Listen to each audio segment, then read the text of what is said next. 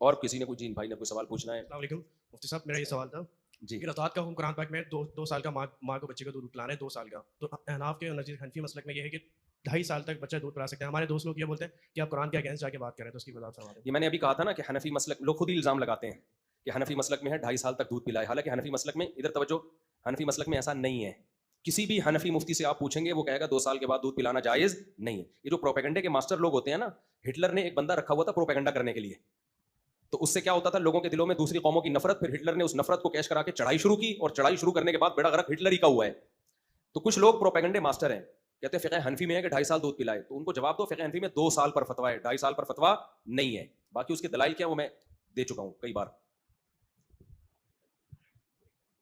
Clear ہو گیا نا؟ السلام علیکم ورحمۃ اللہ. اگر وہ کہنا مفتی صاحب بیان بدل رہے ہیں تو آپ دارالعلوم کرنگی، جامعۃ الرشید، بنوری ٹاؤن، کہیں سے بھی فتویٰ لے لو، ریٹرن میں سب میں یہی لکھا ہوا آئے گا کتنا ہے.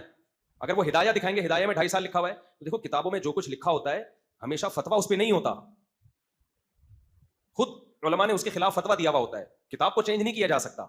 تو کتاب سے وہ چیز نکال کے دکھاؤ نا جس کو ہم فالو بھی کر رہے ہوں. جب خود ہی فالو نہیں کر رہے، اس کی مثال ایسے جیسے وہ جہلم والی سرکار نے نا کوئی پرانا کلپ ہے اس میں ایک حدیث پیش کی کہ جی وہ ابو حنیفہ سراج امتی اس طرح کر کے کوئی اور تھی، مجھے پورا یاد نہیں ہے، کہ دیکھو انہوں نے ایک حدیث گھڑی ہوئی ہے کہ ابو حنیفہ سراج امت ہے، حالانکہ اسی حدیث کو نیچے احناف نے ہی رد کیا ہوا ہے اس کے اوپر کہ یہ صحیح حدیث نہیں ہے.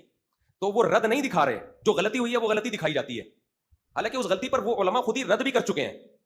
تو یہ صرف وہی کام کر سکتے ہیں جو فتنہ پھیلانا جن کا مقصد ہو. السلام علیکم ورحمۃ اللہ. وعلیکم السلام. حضرت معلوم یہ کرنا تھا کہ مسجد میں داخل ہونے کا جو طریقہ ہے سیدھا پاؤں داخل کرنا اور دعا پڑھنا، اور نکلنے کے لیے بھی ایسے ہی جی تو غلطی سے اگر نکل جائے آدمی سیدھا کچھ نہیں ہوتا ہے، کوئی اتنا بڑا مسئلہ نہیں ہے، سیدھا الٹا. اگر غلطی سے جان کر بھی الٹا پاؤں داخل کر لیا تو بھی کوئی قیامت نہیں آ جائے گی. بہتر یہی ہے کہ سیدھا پاؤں داخل کریں، چھوٹی موٹی چیزیں نہیں. یہاں بڑے بڑے مسائل ہو رہے ہیں، لوگ لڑکیاں لے کے بھاگ رہے ہیں گھروں سے، اس میں یہ تھوڑی دیکھتے ہیں سیدھے پاؤں میں چپل پہلے ڈالیے کہ الٹے پاؤں میں.